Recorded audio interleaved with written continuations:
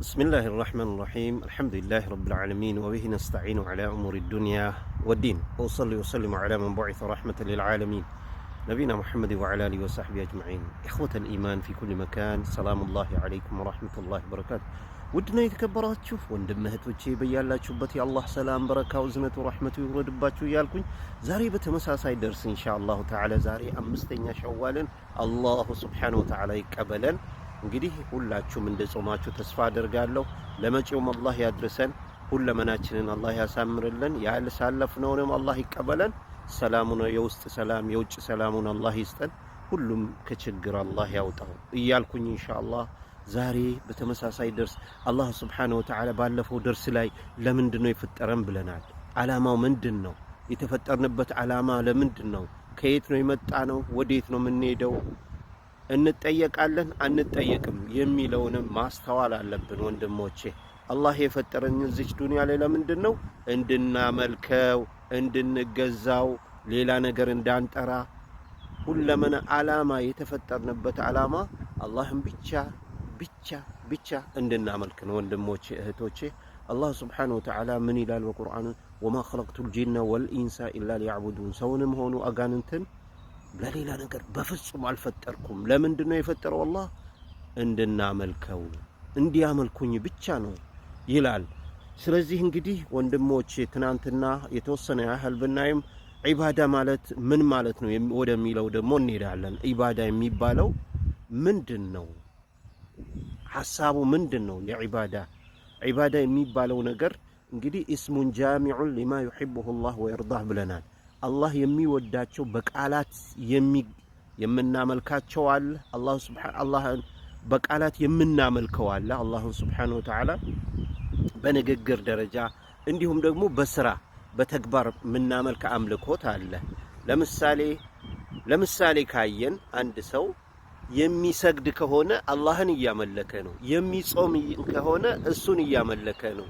የሚጸልይ ዱዓ የሚያደርግ ከሆነ አላህን እያመለከ ነው። ዚክር እሱም በብቸኝነት ሱብሓነላህ ስንል ጌታ ፈጣሪ ከሚገባ በላይ ከማይገባው ነገር ሁሉ የጠራ ማለት ነው። ሱብሓነላህ አልሐምዱሊላህ ስንል እሱ ምስጋና የዓለማት ጌታ የሆነ ምስጋና ይገባው ነው። ላኢላሃ ኢላላህ ስንል በሐቅ የሚመለክ ካለሱ እንጂ ምንም እንደሌለ መሰክራለሁ። ላኢላሃ ኢላላህ የለም፣ ኢላሃ አምላክ የለም በእውነትም ኢላላህ ያለ አላህ በስተቀር ማለት ነው። ሌላው ደግሞ አላሁ አክበር ጌታ ከማይገባው ነገር ሁሉ ትልቅ የሆነ ፈጣሪ ነው ማለት ነው። ሁሉም ይሄ ዞሮ ምስጋና ነው ማለት ነው። ለአላህ የምናቀርባቸው ምስጋና ነው። ላ ሐውለ ወላ ቁወተ ኢላ ቢላህ፣ ጥበብም ኃይልም ጉልበትም የለንም ያለማን በስተቀር የለም። ያለማን የአላህ ሱብሓነሁ ወተዓላ ከለሱ ብቸኛ ከሆነው ፈጣሪ አላህ ሱብሓነሁ ወተዓላ በስተቀር ማለት ነው። ስለዚህ አላህን ልናመልክ ይገባል ማለት ነው፣ በሄንበት በተቀመጥንበት በምንንቀሳቀስበት። ምክንያቱም ረሱላችን ሰለላሁ ዐለይሂ ወሰለም ምን ይላሉ? ኢተቂላህ ሐይሱማ ኩንት ወአትቢዕ ሰይአተል ሐሰነ ተምሑሃ ወኻሊቅ ናስ ቢኹሉቂን ሐሰን። ነቢያችን ሰለላሁ ዐለይሂ ወሰለም ምርጥ የሆኑ ነቢይ ምን ይሉናል?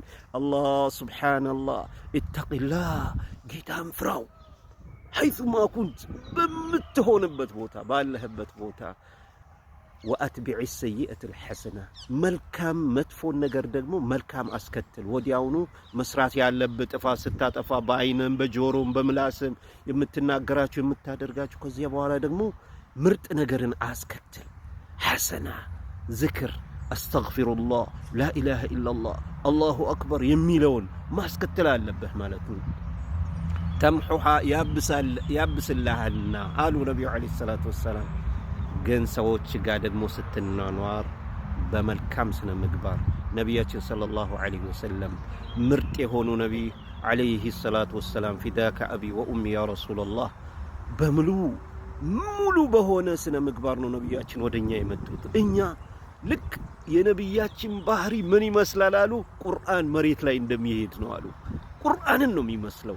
ስለዚህ ከሰው ጋር አኗኗራቸው ስነ ምግባራቸው ይህን ስነ ምግባር ለኛ ለማሟላት ነው በዚች ዓለም ላይ መጥቶልን ማለት ነው ነብያችን ሰለላሁ ዐለይሂ ወሰለም። ስለዚህ መልካም ስነ ምግባር ከትንሹም ከትልቁም ከአዋቂውም ከቤተሰብም ከውጭም ጋር ስነ ምግባር ያስፈልገናል። ሁላችንም ይህን የምንከተል ሰዎች አላህ ያድርገን። ወሰላሙ አለይኩም ወረሕመቱላሂ ወበረካቱ።